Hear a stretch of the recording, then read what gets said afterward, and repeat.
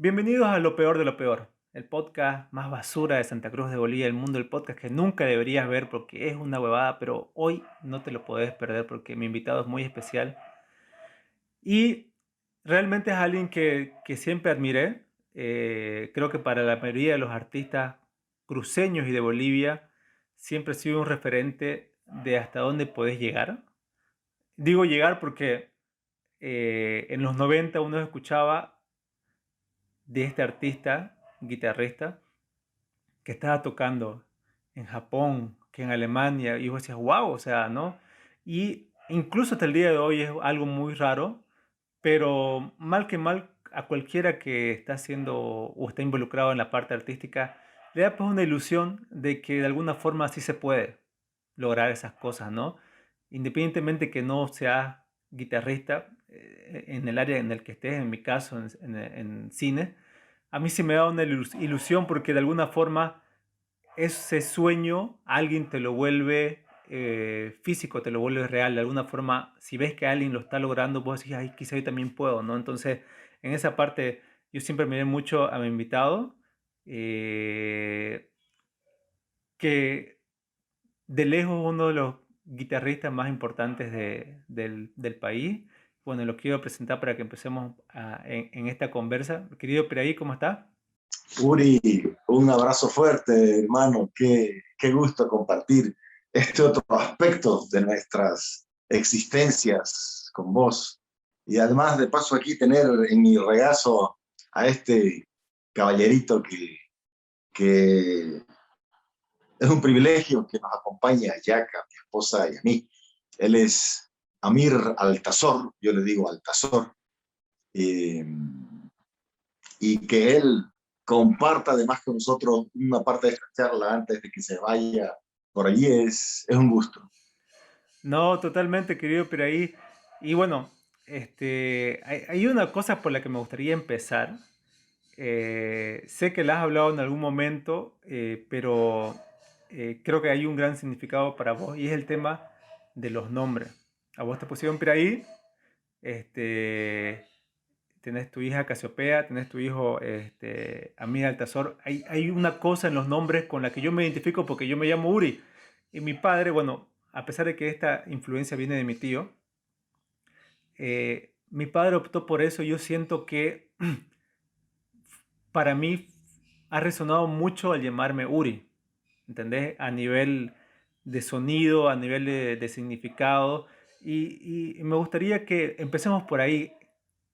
¿Cómo encontrás vos el hecho de que a veces sentís que haya influido mucho el tema de vos llamarte Piraí y que le hayas puesto a tus hijos igual nombres que tienen, digamos, un significado, una connotación? Mira, es bien interesante eso que vos decís. Eh, yo creo que en un principio cuando le pusimos Casiopea a mi hija, no teníamos clara la parte racional, ¿no? Simplemente era una intuición que te decía o que sentías que debías darle ese nombre. Porque en el caso de Casiopea, fue un poco como el caso de Altazor. De pronto, ella se llamaba Casiopea, la que era mi pareja o yo, no sabíamos idea de quién fue, simplemente empezó a resonar y tanto su madre como yo estábamos convencidos de que ella vino con ese nombre y simplemente de alguna manera nos lo dijo a nosotros.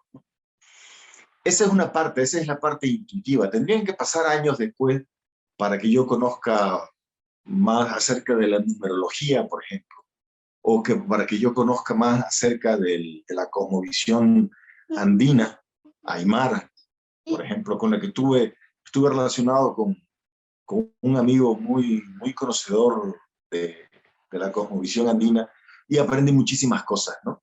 Entonces, tenés esta parte intuitiva que funciona sin que vos sepas por qué, y luego tenés esta otra parte más lógica, donde, por ejemplo, a través de la numerología y a través de las letras de tu nombre y de tu fecha de nacimiento, se establece una especie de cronología de tu vida, ¿no? Entonces, o como dice la cosmovisión aymara, los hijos escogen a sus padres. Incluso hay toda una... Incluso hay toda una serie... Mira, para la cosmovisión andina, 3 meses antes de que ocurra la concepción física, o sea, que el espermatozoide y el óvulo se junten, 3 meses antes de eso, según la cosmovisión andina, existe ya una unión espiritual entre los futuros padres, ¿no? Entonces, esta es otra cosa que nos esperaba. Este Chuquito se está poniendo como que ya tiene que irse a dormir su siesta. Mira, te cuento, saliéndonos un poco de esto, te cuento otro ejemplo para corroborar lo que años después sabría. Cuando yo tenía unos 20 y pico de años y estudiaba en La Habana, tuve una experiencia extraordinaria que me marcó. Y fue una experiencia que me sucedió a través de los 2 elementos que más mueven y que más conmocionan mi vida. Uno, la música, y otro, el movimiento, ¿no? Y esto sucedió cuando yo estaba en La Habana manejando mi moto en el malecón, o sea, en el movimiento, que el movimiento también define mi vida como músico itinerante. Y oía una música que me gustaba, ¿no? Entonces, esto que te cuento sucedió manejando esa moto en el malecón, y yo no sé si fue un segundo, si fueron 10, no lo sé. Supongo que fue algo muy corto, porque si no realmente me hubiera distraído y me hubiera caído de esa moto, ¿no? Estaba manejando y de pronto una imagen vino a mi cabeza, no sé cómo. Fue una imagen del Lord Vaca antes de que yo naciera. Fue bien curioso porque lo vi a Lord joven, pintando, haciendo sus murales, siguiendo sus ideales, sus ideales de crear un arte para su pueblo. La segunda escena que vi fue una reunión de entes, de seres, de almas, llamarlos como querrás según tu religión, donde se decidía, yo también decidía, o sea, decidíamos en grupo, todos los que estamos reunidos aquí, de que yo iba a ser el hijo del padre. Y una tercera visión en la que yo me vi manejando la motocicleta desde arriba. Ah, Y wow. mira, fue brutal. Y mira, en ese momento ni me preocupaba nada metafísico, ni nada espiritual.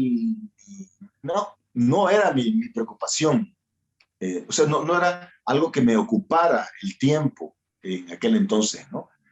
Sin embargo, esa visión o esa experiencia, como querramos llamarla, vamos, venga, chiquito, déjeme hablar tranquilo, váyase por allá. Sucedieron una serie de cosas después de eso, ¿no?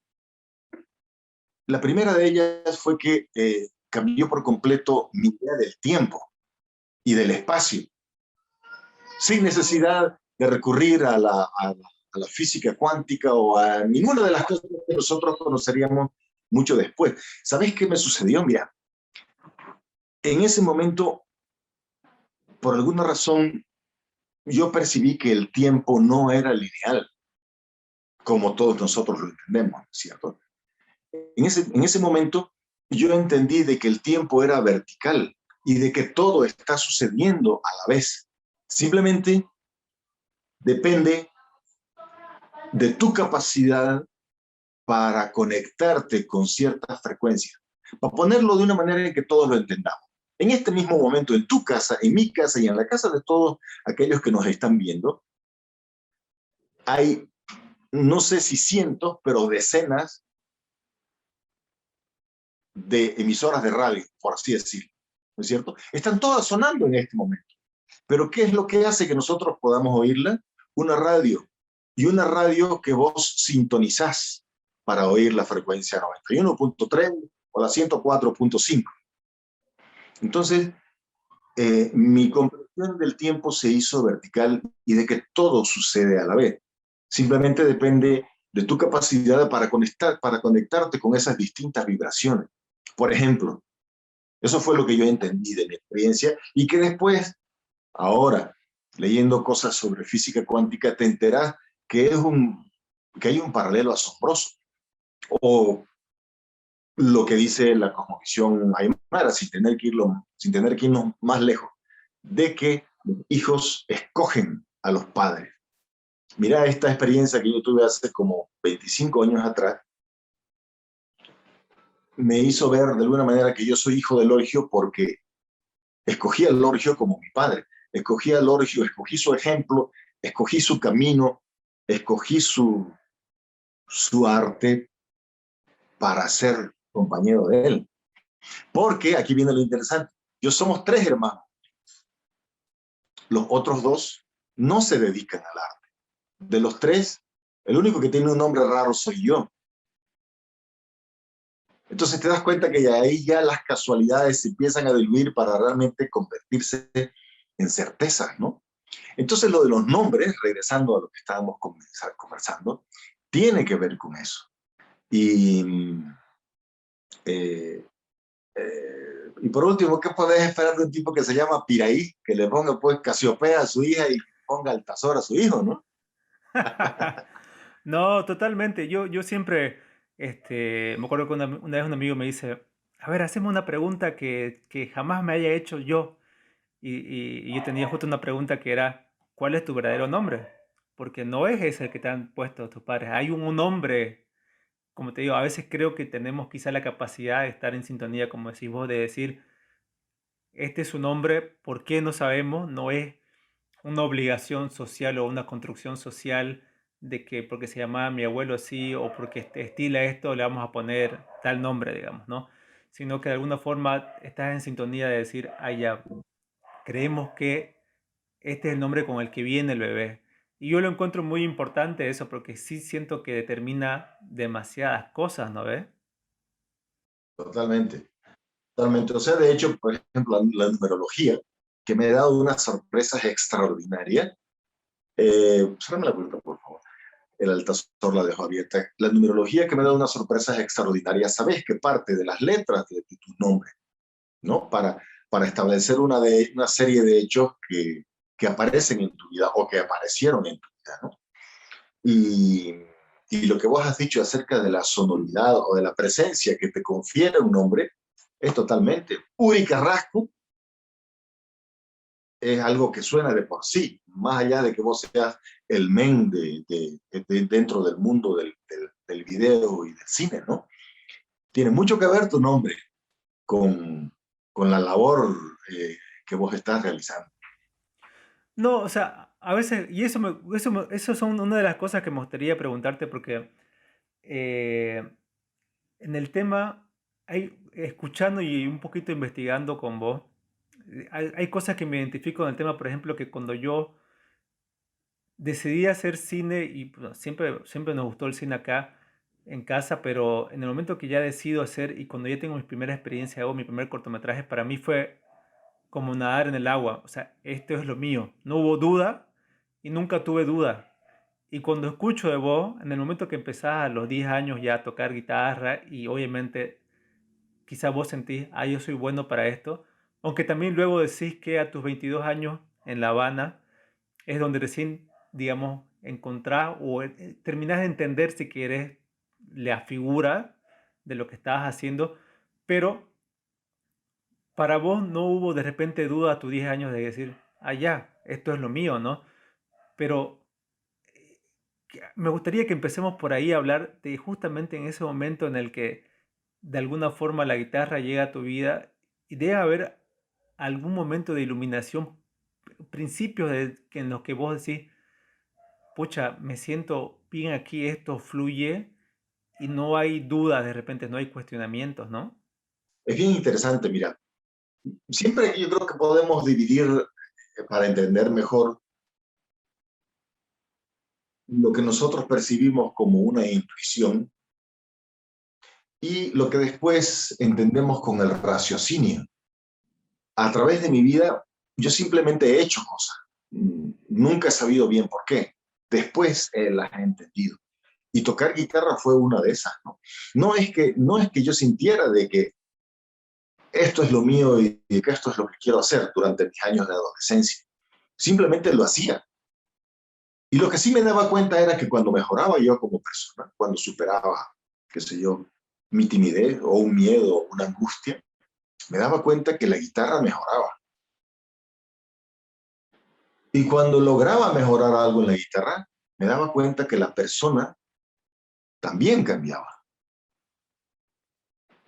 Entonces, a través del tiempo, y es lo que ahora más me interesa, me doy cuenta de que todas las actividades que hacemos nosotros, la tuya, la mía, eh, están destinadas a mejorarnos y por eso las escogemos. Eso tampoco es nada muy nuevo. Sabemos bien que una persona que tiene algo psicológico interno que superar son los que se van a estudiar psicología. Sabemos que alguien que tiene una vocación de servicio se va a estudiar enfermería, ¿no? Pero también a un nivel más profundo es una ayuda que ellos se dan a sí mismos a través de la ayuda a los demás. Entonces, las profesiones que nosotros escogemos, y las escogemos desde el corazón, siempre están allí para desarrollarnos, para mejorarnos a nosotros mismos como personas. Y es así como yo veo la música y la guitarra. Entonces, cuando era adolescente no era consciente de que si es lo mío o no, simplemente se sucedía eso, ¿no? Y esos 22 años que vos nombraste de mi crisis en La Habana y un poco antes, vienen de que a mis 18 yo me pregunté, bueno, yo estoy siendo músico porque mi padre es artista o porque yo quería o porque él me indujo o me dijo. Ahí se me creó una crisis, ¿no? Fue un tiempo en que estuve bastante en conflicto con mi padre. Hasta que con los años, 2 o 3 años después, me di cuenta de que efectivamente eh, estoy aquí en este mundo por la música. Y ahora, 30 años después o 20 años después, lo corroboro con total conciencia, ¿no? Estoy aquí, vine aquí a este mundo por la música. Wow, no, y como te digo, este tipo de preguntas me gusta hacer porque en verdad siento yo que la mayoría de la gente que se dedica a algo artístico, este tipo de conversas no las tiene mucho. A veces se enfocan mucho las charlas en lo técnico y está bueno, pero este tipo de conversas creo que son a veces muy iluminadoras porque eh, son como esas películas donde uno ve y puede sobreanalizar algo y de pronto escuchar al director que dice, no, eso ni siquiera sé por qué pasó, digamos, fue intuición, como decir, no estaba nada planificado intelectualmente, digamos, ¿no? Sí, y es interesante cuando conoces gente que está muy conectada en su intuición, en lo que siente, muy en el presente, que para mí es las características más fantásticas que tiene la música, es que, y quizá la gente no lo percibe normalmente así, pero vivir o estar en el presente es una disciplina muy compleja. Se puede llegar con, ¿no? con la meditación, con ciertos tipos de actividades, o sea, no diría, ay, pero estamos viviendo en el presente, no es tan así, no por lo menos en lo que yo lo veo. Pero la música tiene esa capacidad de dejarte vivir el presente mientras la vas escuchando, porque es como una especie de energía que yo siempre la veo así, ¿no? Digamos que viene de alguna cosa, atraviesa el cuerpo del intérprete, se transfiere en el instrumento y por el aire se transmite de repente. Pero por ese momento en el que estás escuchando, totalmente experimentas el presente y eso da una sensación, creo que una de las sensaciones bonitas que uno siente al escuchar la música, ¿no? Claro, es así, ¿no? Además, la música tiene una ligera ventaja sobre las demás artes. La música es un poco abstracta, ¿no? En el sentido de que ahora tenemos un reproductor que al que le pones play puede sonar todo el tiempo, pero aún así la música existe solamente cuando la haces sonar, mientras que las artes visuales, por ejemplo, es algo que tenés siempre enfrente, ¿no? O es algo que podés ver a través de los ojos la lectura, ¿no? Entonces, parece que el arte de los sonidos y la audición es de verdad uno de los sentidos más sensibles, ¿no? Sensibles en el mejor sentido.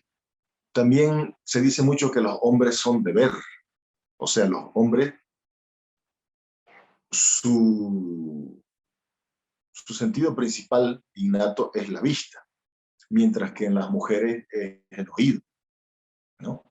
Y también la sensibilidad femenina es algo que conocemos quizás por su mismo rol, ¿no? Por el mismo rol de creadoras de vida, ¿no?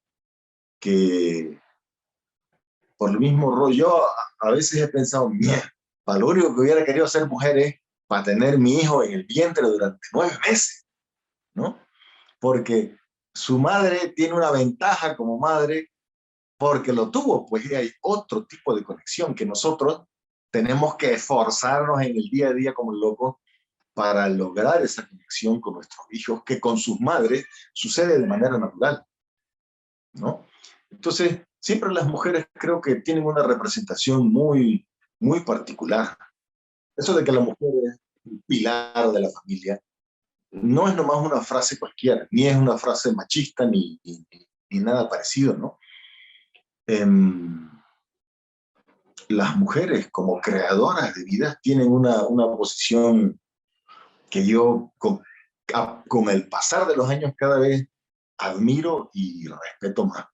Eh, Quería que volvamos un poquito al tema de La Habana, porque me da curiosidad en el tema de en qué momento vos, o si hay algún recuerdo, en algún momento en que, como decís, independientemente de que te hayas enamorado, pero quizá sentiste ya una madurez en el tema de tener un poquito más conciencia de lo que estabas haciendo a nivel musical y artísticamente. Como decís, o sea, en tu adolescencia estabas haciendo porque podías hacerlo o era todo un tema de que ya soy bueno, lo puedo hacer, pero luego quizás viene la otra etapa súper importante en el tema de que, puedo comunicar algo.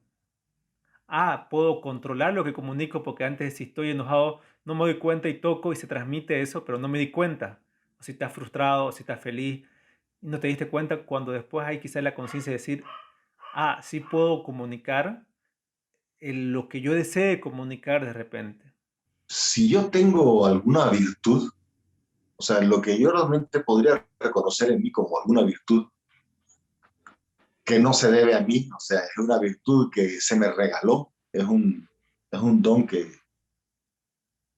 se puso dentro mío, es el afán de comunicar o la capacidad de comunicar.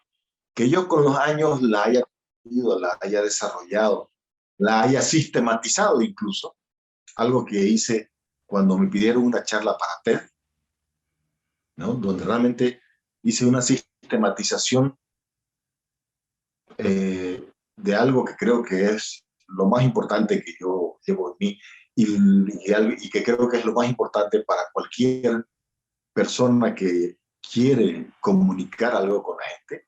Eso lo sistematicé como un método que cualquier otro puede también desarrollar, ¿no? Eso creo que lo heredé del origen.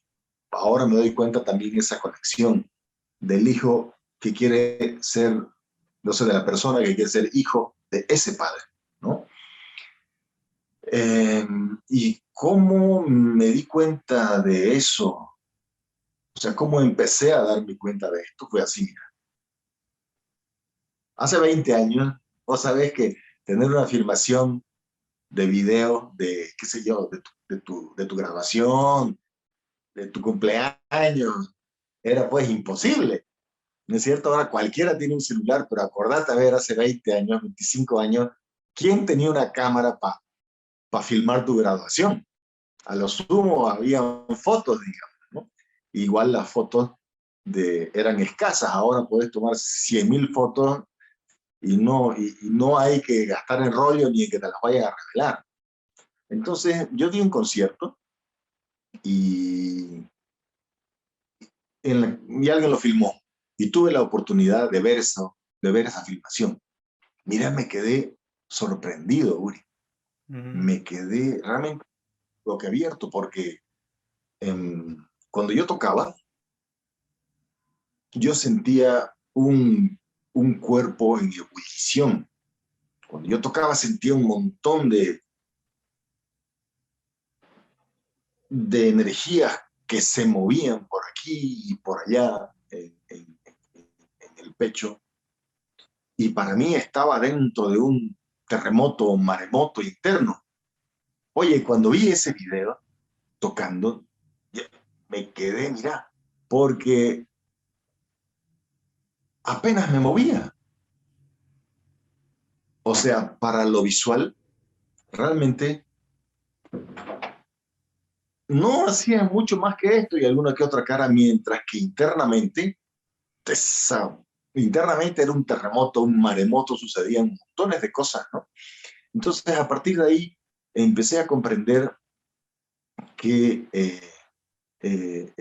la música que yo tocaba resultaba interesante, quizás más interesante que otra, quizás era una música ante la cual no se podía quedar indiferente, por esa misma razón, ¿no? Si bien me movía muy poco, salía con una, salía con una energía muy particular, salía con una energía que te tenía que llegar sí o sí, te tenías que sentir interpelado por eso que yo estaba haciendo.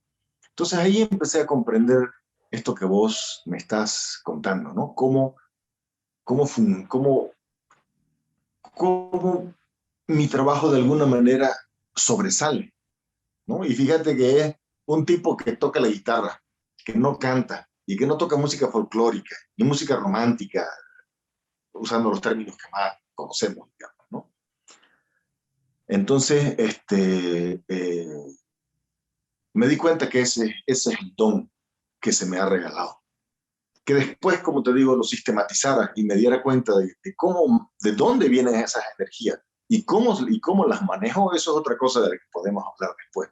O de que haya sido después a través de mi raciocinio, de que yo estructuro una música y esa estructura hace que toda esa parte intuitiva sea todavía más efectiva. Esas son otras cosas, ¿no? Pero lo más importante es esta, esto con lo que vivo, que tiene algo que decir, tiene algo que, tiene algo que mostrar, tiene algo que con esa fuerza especial que sale puede cambiar al oyente. Claro. No, no, y entiendo totalmente porque, por ejemplo, yo estudié cine a los 25, hoy tengo 37, y recién a esta edad ya estoy escribiendo los guiones que me gustan, ya estoy más cerca, si querés, de la película que quiero hacer. Pero cuando empecé me di cuenta que me faltaba entender por qué hacía lo que hacía, porque es como que empecé a hacer y habían cosas que me salían bonitas o no, o reconocimiento, pero no estaba consciente y me frustraba no estar consciente de eso.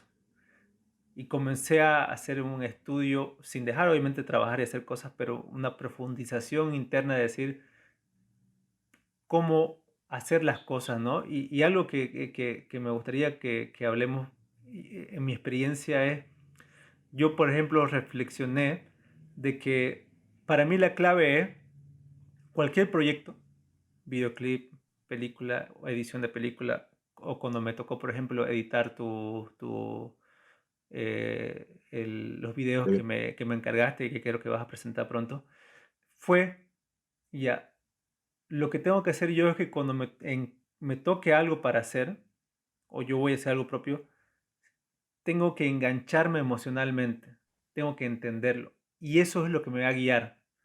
No me tengo que guiar por lo bonito que se va a ver, ni por los aplausos del futuro, ni nada. Simplemente en ese momento mi técnica para estar en el presente mientras estoy haciendo eso es a cómo me adhiero a esto emocionalmente.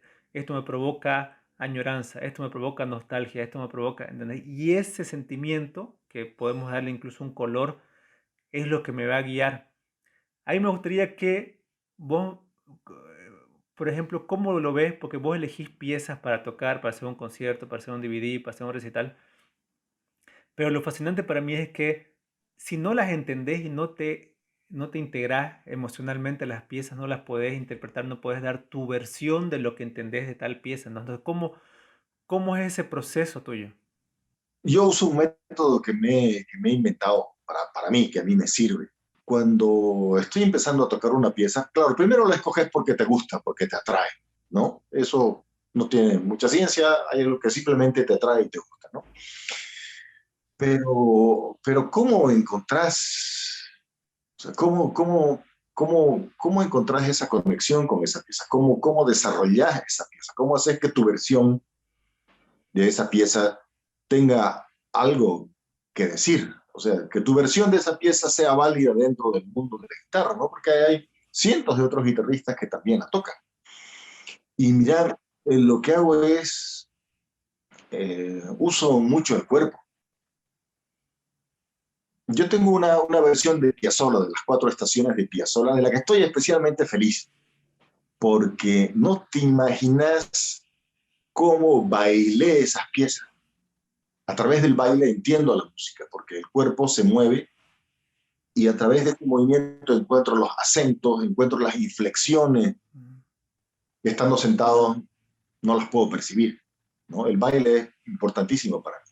Y esas versiones de Piazzolla, que están ahí en Spotify, en el disco Tierra de Sangre Vital, estoy muy contento con eso porque todos esos ritmos, todos esos acentos los descubrí bailando. Eso por un lado. Por otro lado, entonces, cuando tengo la pieza nueva, mira, lo que hago es empiezo empiezo a mover el cuerpo, mucho más de lo usual. Empiezo a sobresensibilizarme con la música. Empiezo a gritar, empiezo a gemir, lloro. Son cosas que hago mucho cuando quiero descubrir colores, cuando quiero descubrir dimensiones de la música que voy a tocar. Entonces, de pronto estoy en esa y veo cómo sale una belleza que me atrae. Y inmediatamente, ¡plac!, mi mente lógica, racional, agarra esto, agarra lo otro, empieza a tomar las ideas que el otro tipo me da. O sea, tenemos al tipo sensible aquí usando la intuición, ¿no? Y este otro que anda mirando a ver qué pasa. Entonces, cuando sucede algo bonito, cuando salen las ideas, este otro va anotando para que aunque vos estés en el peor día de inspiración, vos sepas perfectamente cómo hacer que esto suene bello e interesante. Independientemente de que te levantes con el pie izquierdo o con el pie derecho, siempre hay un nivel. Siempre hay un nivel porque has estado entrenando por años tus manos. Siempre hay un nivel porque conoces la obra, porque sabes cuál es el clímax, sabes de qué color vas a tocar esta parte, sabes cómo vas a ocultar esta otra parte para que suene más misteriosa. Todo eso lo sabes perfectamente, conscientemente, racionalmente. O sea, conoces la estructura, ¿no? Pero esa estructura ha sido creada en base a lo interno, en base a eso que no tiene nombre, que no se puede describir,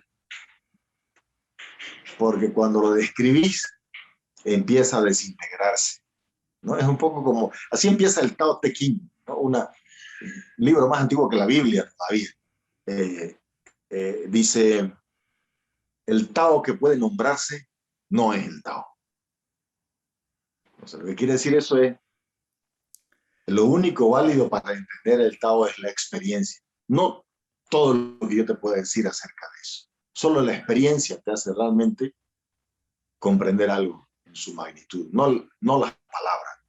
Entonces, eso es ahí está el misterio, ahí reside el origen de la vida, ahí reside aquello que nosotros no podemos aprehender con H, ¿no? Que no podemos asir con nuestra limitadísima mente que vive en una tercera dimensión y en un espacio, vive en este espacio, vive en esa tercera dimensión, vive en este tiempo, que es apenas una ínfima parte de la existencia universal, ¿no? Hay otra cosa, otro tema interesante que me gustaría que me puedas contar tu experiencia. Oh, también porque son pocas las personas que pueden compararse en el tema de, digamos, de tener un éxito y un reconocimiento, digamos, nacional e internacional. Pero aquí es lo que encuentro fascinante.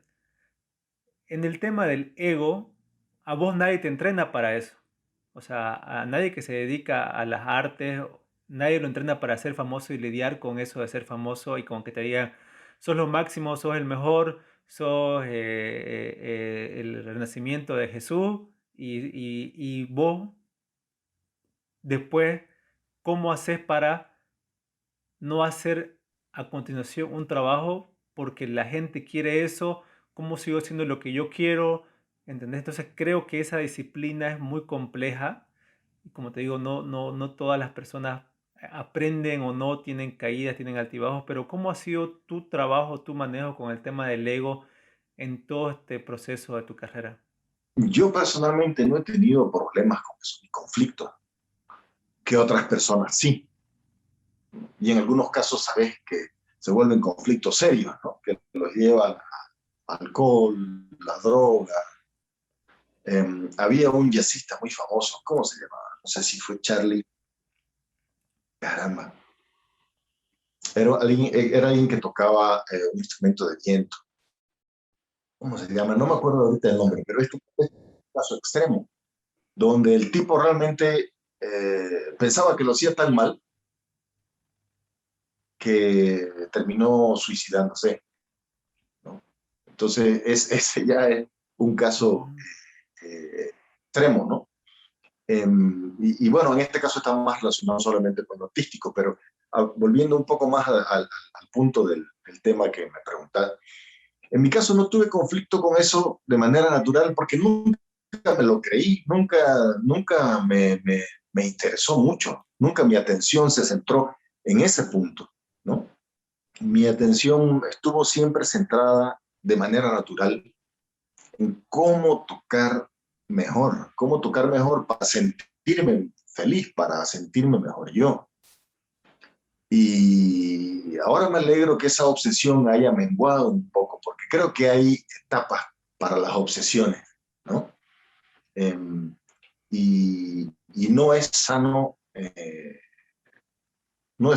cuando esas etapas, cuando esas fases se comienzan a hacer una, una parte natural de tu vida.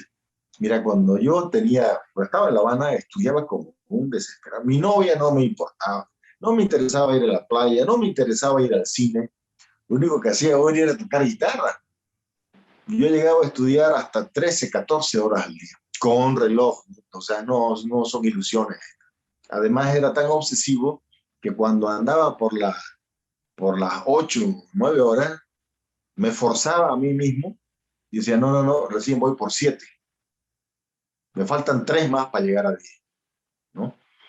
Y eso es lo único eso es lo único que me interesaba, lo único que entendía. Me levantaba, estudiaba. Lo único que hacía era levantarme, estudiar, comer, ir al baño, seguir estudiando, dormir durante una etapa. Esa obsesión es importante. Yo creo que todos deberíamos tener una etapa como esa, ¿no? Sin embargo, cuando vos extendés demasiado eso, ya se vuelve insano. pueden surgirte enfermedades físicas, eh, y algunas imposibilidades de pronto para seguir tocando tu instrumento. Entonces, durante muchísimo tiempo ni siquiera era consciente de eso. Eh, y, y yo más bien lo que sí siempre sentí, y también de forma natural, era un agradecimiento con esa gente que me iba a ver o que me escuchaba, ¿no? Entonces, si sentís agradecimiento, ¿qué arrogancia podés desarrollar en ese sentido? Es más, he llegado incluso a extremos, por suerte, de los cuales he superado. Mira, he llegado a extremos. eh, Te voy a poner un ejemplo. Fui a tocar al alto, ¿ya? Me acuerdo bien, porque este lo tengo en mi cabeza. Fui a tocar al alto. Ante mi sorpresa, mira, me recibieron como si hubiera sido Maradona ahí en ese teatro. Era un teatro repleto en el alto, ¿ya? Entonces yo toqué. No fue un buen día para mí técnicamente, ni inspiracionalmente, por decirlo de una manera. Y vos sabés que a pesar de los aplausos y de los vítores que esa gente me regalaba, viejo, yo salí llorando de ahí. Salí llorando porque dije, carajo, yo hubiera querido darle más a esta gente, ¿no? Y me ha tocado un día así y, y, y yo quería entregarles todo. Me sentía haberles fallado, porque no pude dar lo mejor, porque tuve un mal día, porque no me acordé de una parte de la pieza, porque no sentí que realmente estuviera inspirado, ¿entendés?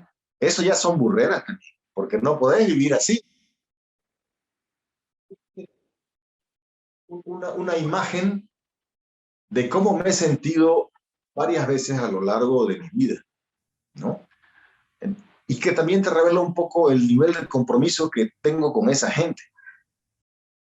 También ya sé, ya no, o sea, no puede ser tampoco, ¿no? O sea, porque entonces te destruís, vos mismo te destruís. Yo he tenido una etapa larga. Ahora, por suerte, ya no soy tan extremista y puedo convivir conmigo mismo, porque ese es el problema, brother. El problema es que después no podés convivir ni con vos mismo, porque resulta que todo lo haces mal, Mm. ¿no? Y no puede ser. No puede ser. Si querés mejorar de verdad, también tenés que ser capaz de reconocer las cosas bien que haces. Y durante mucho tiempo de mi vida, no quiero decirte que me haya concentrado en eso malo, ¿no? Pero durante mucho tiempo en mi vida no he sabido balancear eso. O sea, la música, mi carrera, todo esto ha sido algo muy interno, ¿no? Entonces, si lo ves así, este, o sea, con qué elementos vas a creer, con qué elementos te vas a hacer arrogante o alzado o algo así, ¿no? Claro, no, es más extremista porque yo estoy de acuerdo con vos en el tema de que, como decís, creo que si vos te dedicas demasiado o el compromiso es extremo con tu arte, no hay espacio para otra cosa. Eso es un hecho. Y lo he visto, me acuerdo que escuchaba recién el cinematógrafo de Quentin Tarantino, decía, le preguntan, ¿por qué no tenés hijos? ¿Por qué no estás casado? Yo estoy casado con mi arte. Y dice, wow, así. Entonces, mi objetivo es ser el mejor de los mejores y a eso busco. Mi vida está dedicada a eso. Entonces, no puedo tener esposa e hijos porque si no sufrirían o algo así, digamos. Pero sí, yo decía, wow, qué extremo, pero que también qué admirable por ese lado, ¿no? Porque es como una dedicación muy grande. Pero en lo que me identifico con vos, que igual yo cuando era más joven, hubo una etapa igual de que igual me puse muy estricto y no disfrutaba. Entonces los trabajos me los tomaba demasiado en serio. Y hoy en día, cuando Ese es el conozco, punto. cuando conozco a un jovencito que está haciendo, digamos, acabamos un trabajo, una cervecita, charlemos, riámonos, disfrutemos esto. Fue una mini victoria y le digo eso, ¿no? Aprender a que esto fue una mini victoria, disfrutarlo, celebrarlo, siguiente, pero no que no se quede en eso, porque si no, no disfrutás y te quedas así, insatisfecho. Obviamente vas mejorando porque vas mejorando, obviamente porque te has dedicado a eso, pero después, como decís, hay etapas en las que está bueno haber disfrutado o haber hecho una dañinera o haber hecho, ¿no? Las cosas que toca hacer y hay otras que son para otra cosa, ¿no? Vos has dicho la palabra perfecta, ¿no? Disfrutar. Estás tan metido, a veces tan tenso, que te olvidas de disfrutar, ¿no? Y no es que hay que disfrutar por disfrutar, es que disfrutar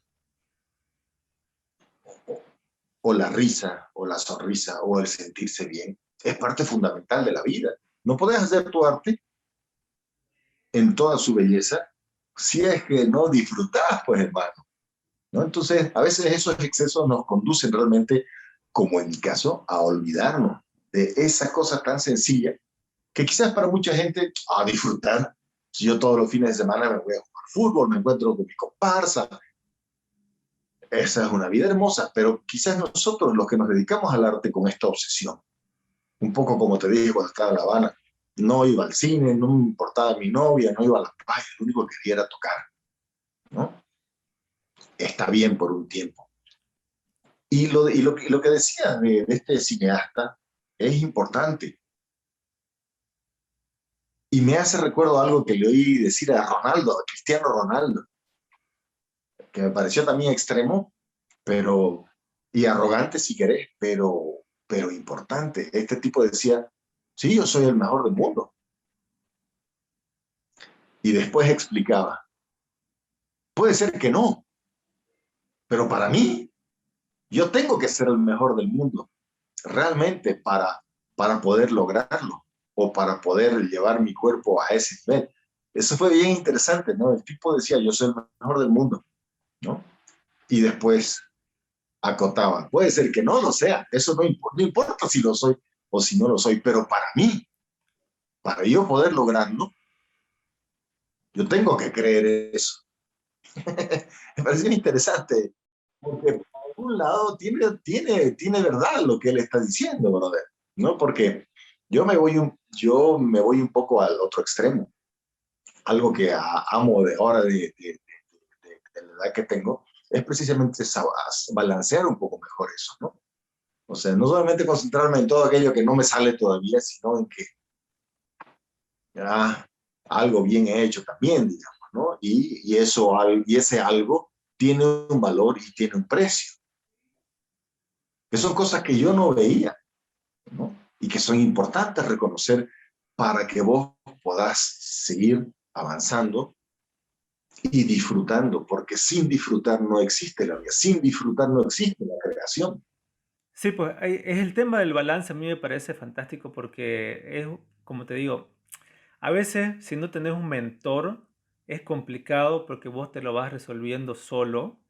Creo que lo que pasa mucho con los artistas bolivianos es que como el mercado es pequeño y son pocos, digamos, los destacados con cierta experiencia que te puedan, digamos, a veces comentar algo, entonces te encontrás solo de repente y vos estás, este, digamos, encontrando respuestas en entrevistas de otra gente o otras cosas así como para terminar de armar las dudas que tengas personalmente, ¿no? De cómo avanzar, porque una de las cosas principales que reflexioné, por ejemplo, una de las cosas que más me gusta de Stanley Kubrick es de que él puso su familia primero en el tema de que él se fue a vivir a Inglaterra y tenía su casa, digamos que a 20 minutos del estudio y todo lo hacía en su casa.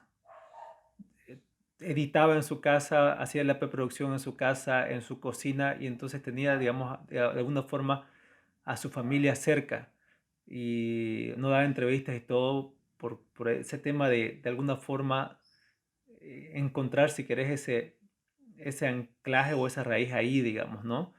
Y yo decía, qué interesante porque ves tantas historias de artistas que, como decís, terminan en drogas o en muerte por esos extremos, ¿no? Por desarrollar la parte artística en demasía y la parte personal no desarrollarla. Y entonces te llega una relación de trabajo, pero no sabes cómo llevarla, crisis. Te llega una nueva pareja, pero no sabes cómo sobrellevarlo, manejarlo, crisis.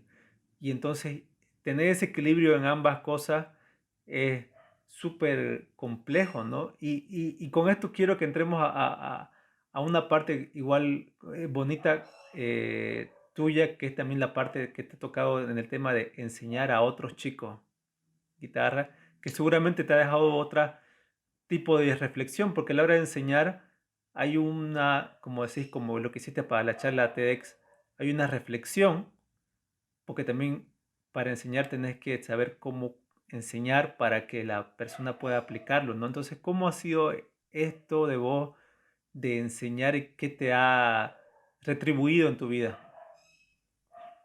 Mira, antes de continuar con lo de enseñar, con tu mismo comentario me hiciste acuerdo de lo que te quería decir, porque lo que te quería comentar era el otro extremo de lo que le oímos decir a este que trabaja con Tarantino, ¿no? O no me acuerdo si fue Tarantino mismo o a este que trabaja con Tarantino, que pues lo nombraste.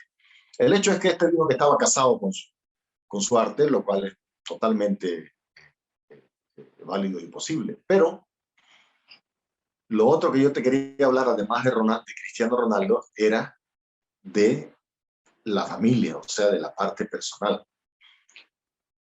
Empezaré diciéndote que una de las grandes dicotomías de mi vida, o sea, o la gran dicotomía de mi vida, es siempre, siempre, siempre, siempre de que no tengo tiempo. No tengo tiempo porque quiero estudiar más. No tengo tiempo porque quiero estar con mi hijo o con mi esposa. Entonces es una maldita dicotomía que no resuelvo. Ya van tantos años de mi vida, Uri, 53 años, no la resuelvo todavía. Sigue siendo una desgracia para mí, ¿no? A veces me violento porque Altazor, que estaba con nosotros aquí, no me deja trabajar durante 8 horas seguidas, o no me deja trabajar con toda la fuerza que siento que quiero, ¿no? Pero otros días estoy todo el día con él y realmente quiero estar con él, nada más, pero siento que descuido este otro aspecto que me importa tanto. O cuando estoy aquí siento que me duele no estar con mi hijo, ¿me entendés? Es una maldita dicotomía que yo personalmente no resuelvo, ¿no? Entonces, o que quiero estar con mi esposa, o que quiero estar con mi hijo, o que quiero trabajar y quiero sumergirme tanto y me irrita que me interrumpan, ¿no? Entonces, sin embargo, esta otra parte, mi esposa y mi hijo, mi esposa me ha dado una estabilidad emocional que es importante para avanzar en tu propio trabajo, ¿no? Me ha dado una inspiración que sin ella no lo hubiera tenido. O más claro todavía, cuando tuve a Casiopea, mi hijita, la primera vez, de hecho sentí que tenía un 30% más de inspiración gratuito. Fue como un bonus, como un plus que me llegó solamente porque esa niña existe. ¿Entendés? Entonces, es complejo. Si bien el de Tarantino, está casado solamente con su trabajo, está bien, ¿no? Pero quizás efectivamente tener esto otro te lleva a otro estadio, a otro nivel de entendimiento. Obviamente te quita tiempo, ¿no? No se llegará a la dicotomía esa que a veces me mata, de que si estoy con este hermoso, de que si estoy con mi esposa o que si trabajo, ¿no? Ese punto era el otro que te quería hablar. Es relativo, es complejo, pero indudablemente la relación humana con una pareja o con un hijo te aporta un vuelo que se puede convertir en un gran vuelo artístico también. Y lo de enseñar, Uri, a mí me encanta enseñar. Muchas veces siento una magia que me impresiona más que el mismo hecho de tocar. o de interpretar delante de la gente. Y la enseñanza es algo muy delicado, porque estamos pues inundados de enseñanza técnica, tecnológica. Creo que de verdad lo más difícil de encontrar en tu vida es un maestro. No quien te enseñe eh, necesariamente la técnica de algo, ¿no? Porque no, eso no es muy difícil, eso es algo mecánico, ¿no? Sino realmente alguien que comprenda tu vida, comprenda tu arte, sepa cómo enlazarlo y sacar lo mejor de ello. Eso es lo más difícil de encontrar. Entonces, la enseñanza me emociona tanto porque a través de la enseñanza percibo una magia brutal. Te explico para que se entienda, mira. Los sonidos, los matices, los ambientes de la música están en tu cuerpo. Cuando yo quiero un sonido determinado, es así es un switch casi. Cuando yo quiero, eh, voy a ponerlo de manera general y burda, cuando quiero un canto llorón, un canto que llore, un canto expresivo, vas a saber vos que me concentro aquí, me concentro en ese tipo de sonido y mi atención mientras toco se dirige a esta parte de mi cuerpo. Y vieras vos, oye, si estuviéramos en una hay un alumno, y estoy yo y estás vos, y el alumno toca algo triste, lo toca bien, y después yo a ese alumno lo agarro, y toquemos, le pongo la mano aquí, le levanto la cabeza, le digo que se quede en la punta de los pies y con mi otra mano agarro la base de su columna. No vas a creer vos, o sea, es literal, no la crees, como esa misma música que hace 3 minutos el tipo tocó suena completamente distinta. Esa es la magia que te dejaría absorto a vos y a mí.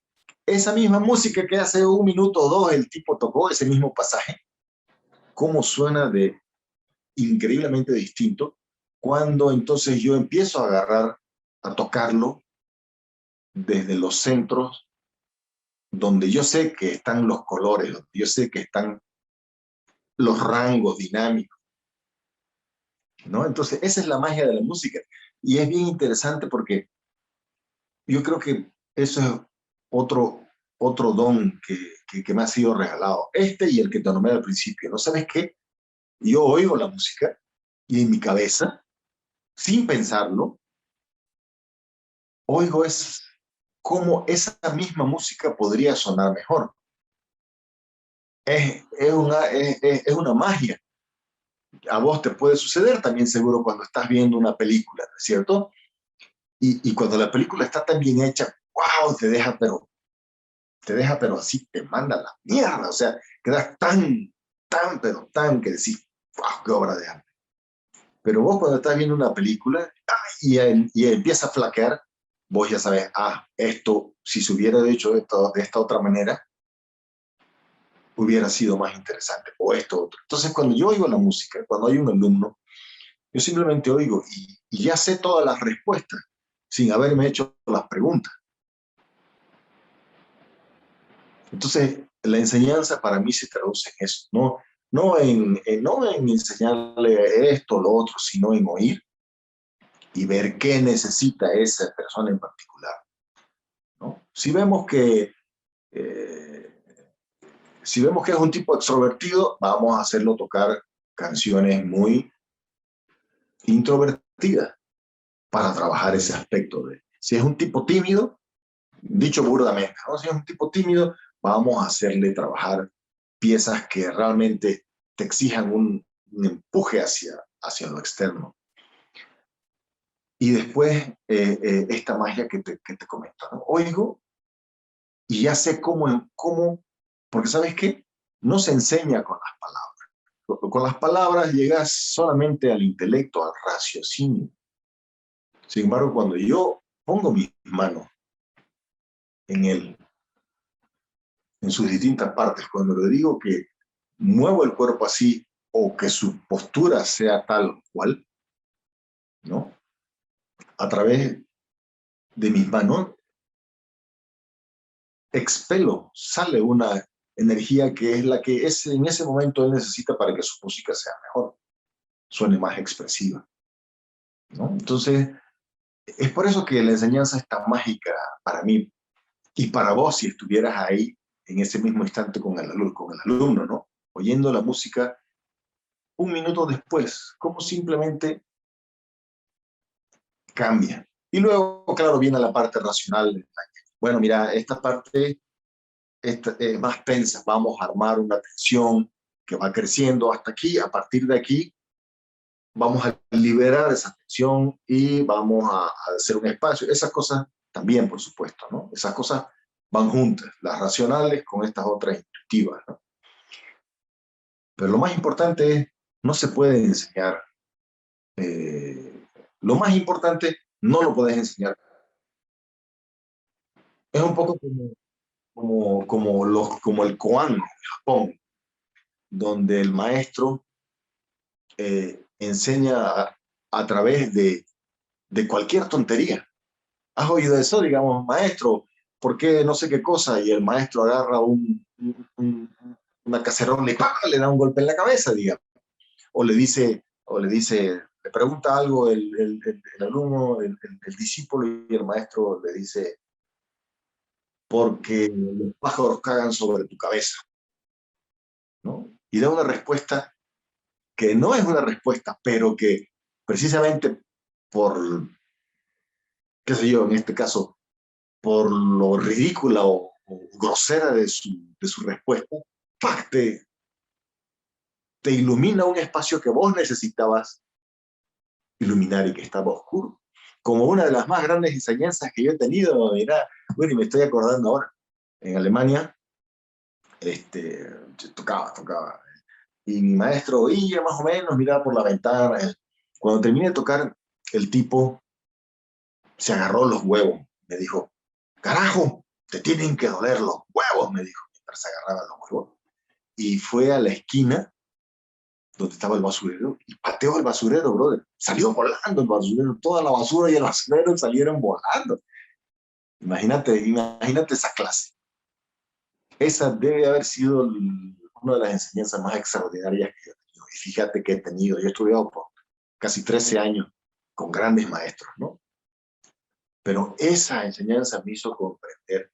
Me dijo, te tienen que doler los huevos. Me dijo, se agarró sus huevos así groseramente y fue y pateó el basurero de la esquina, ¿verdad?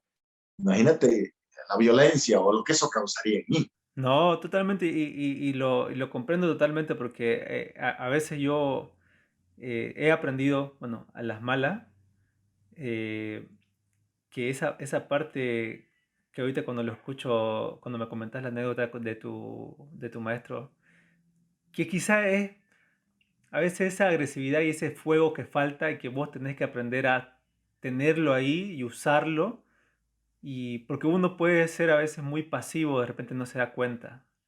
Y esa estamina, esa cosa, eso que te comenta él, lo entiendo totalmente, digamos, y la verdad que es súper fascinante. Y mi querido Prey, ya a manera de terminar, quería que podamos explorar algo que te pasó y que tengo entendido que ha generado mucha reflexión en vos con respecto seguramente a tu vida, a tu arte, a lo que haces, y ha sido el enfermarte con COVID. La enfermedad, como es tu caso, de que comentabas de que muy rara vez o nunca te enfermaba, y el hecho de estar incapacitado, de no estar, si querés, en total control, incluso te llega a generar una especie hasta como de humildad o de realidad de repente, incluso de tu mortalidad, de decir, wow, o sea, ¿no? Hasta si querés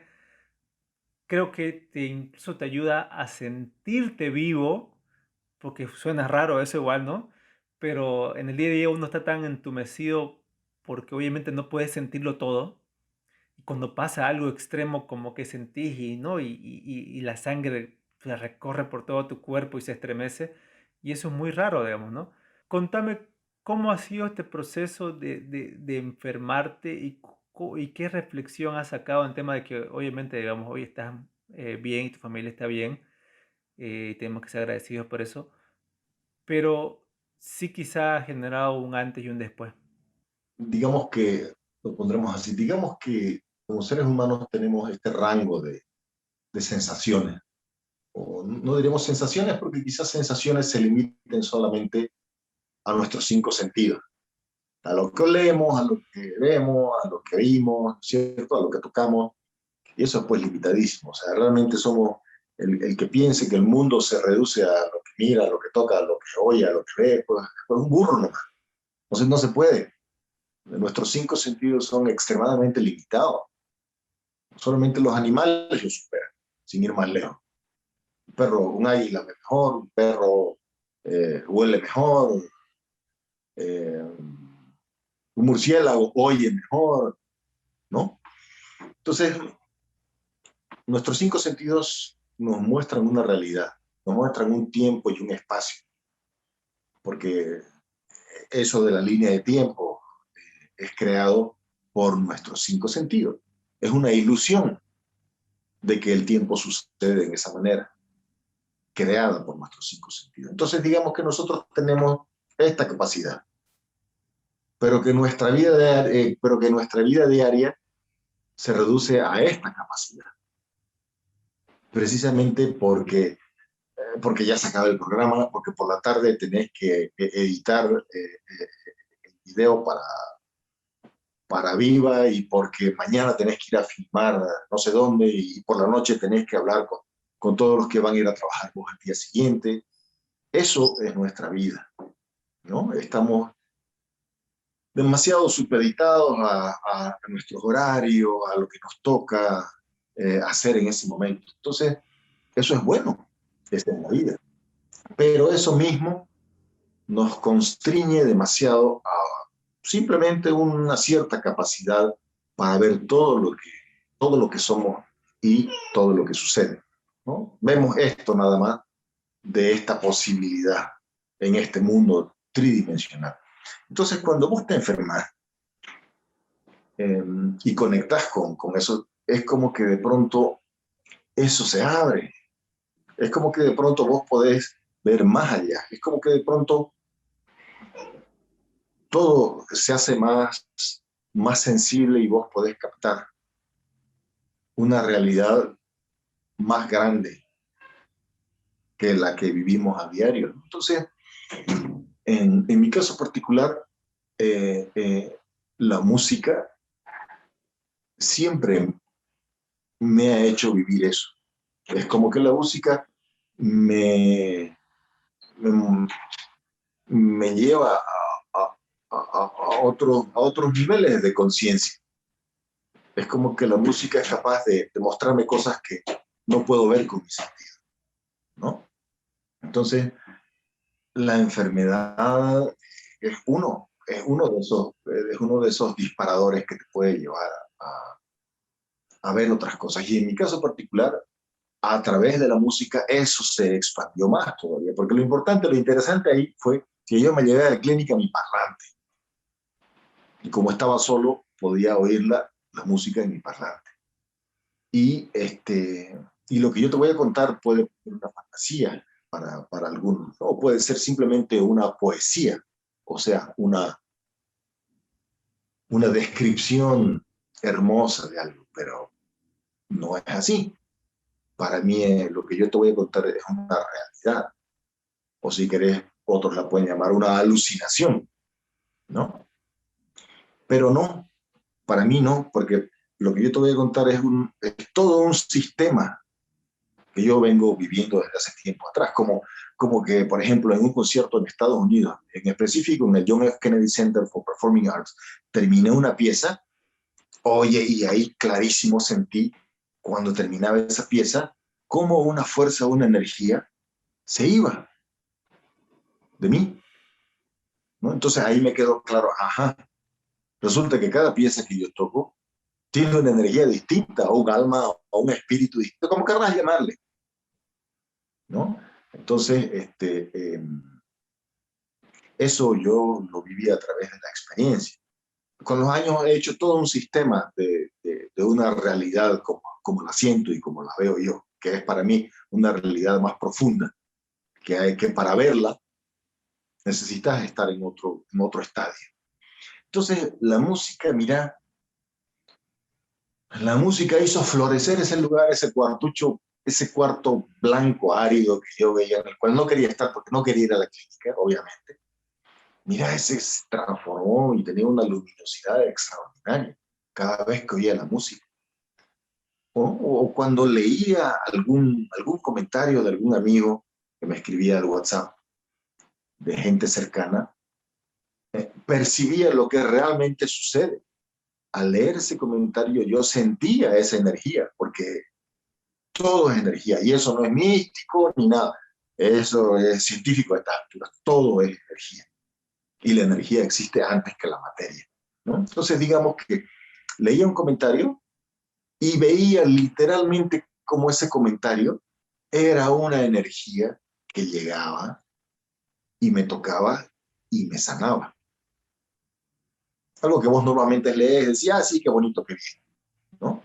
Sin embargo, en ese espacio tenía tiempo, tenía otro, estaba experimentando otro tipo de sensibilidad y veía todo el proceso real, ¿no? De que cuando alguien dice algo, esa intención te llega y te afecta, ¿no?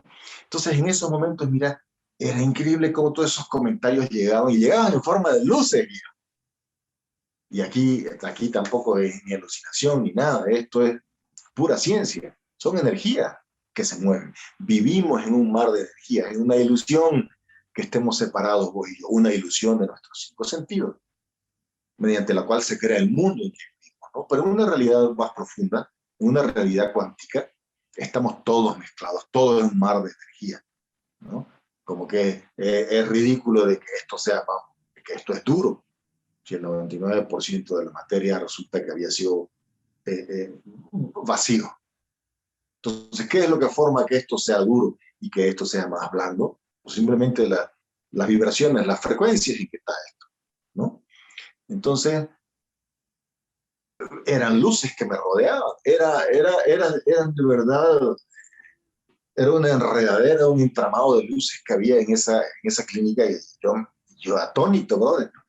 De ver las cosas con esa claridad, porque eso es algo que uno se imagina, digamos, ¿no? La ciencia te dice, sí, claro, todo es un mar de energía, y la energía se transmite de esta manera y de la otra, y cada color tiene una frecuencia y cosas de esas, ¿no? Pero verlo de verdad, experimentarlo, eso es otra cosa.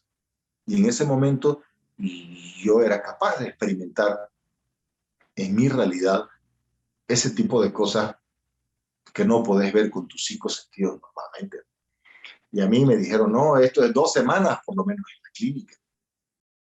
Sin embargo, eh, yo me sumergí en ese espacio, en ese mundo durante los días que estuve allí, en 5 días salí y, y no he tenido ninguna secuela, ¿no? Entonces, para mí eso era un momento real de curación de otro nivel. Por supuesto que me daban antibióticos, suero, y las enfermeras me traían 100.000 pastillas, que eso también tiene que ver, ¿no? Pero para mí la curación es real, por lo menos la que yo veía, para mí la curación que me interesaba era esta otra, ¿no? Y a través de eso, en, en esa expansión de conciencia que se me dio, comprendí muchas otras cosas más de mí mismo, de mi relación con los demás, del agradecimiento, del funcionamiento del mundo, ¿no? Porque estando ahí podía observar y darme cuenta cómo funcionan otras cosas más, ¿no? Que algunos tildarán de alucinaciones, que otros tildarán de poesía, pero que para mí es una realidad muy clara y muy definida. No, totalmente, entiendo, entiendo lo que decís. Mi querido Piraí, la verdad que agradecerte por esta conversa, ya llegamos al final y estoy muy contento, como te digo, siempre quise poder charlar justamente de estas cosas con vos, porque sé que tenías mucho que poder opinar y no siempre se dan estos espacios, ¿no? A veces, por, por la misma razón que hago este podcast, únicamente para poder hablar de otras cosas, porque a veces otras situaciones tienden a ser entrevistas muy biográficas, muy específicas, que están buenas igual, pero a mí siempre me gusta tratar de entender un poquito, ¿no? Cómo las personas ven la vida, cómo hacen sus cosas en sus maneras particulares. Así que gracias de nuevo, mi querido Piray. Hermano, muchas gracias a vos por llamarme para que conversemos con la esperanza de que alguien le aporte algo, algo que le sirva después de habernos regalado su tiempo, ¿no? Entonces te mando un gran abrazo, hermano, y nosotros nos vemos en cualquier momento. Y gracias a ustedes, amigos, que nos han regalado un poco de lo más valioso que tenemos, que es el tiempo. Totalmente. Sí, pues. Así que con eso concluimos, mi querido Piray. Gracias. Ya nos estamos viendo próximamente. Un abrazo fuerte. Chao, Abrazo. chao. Chao, querido Piray.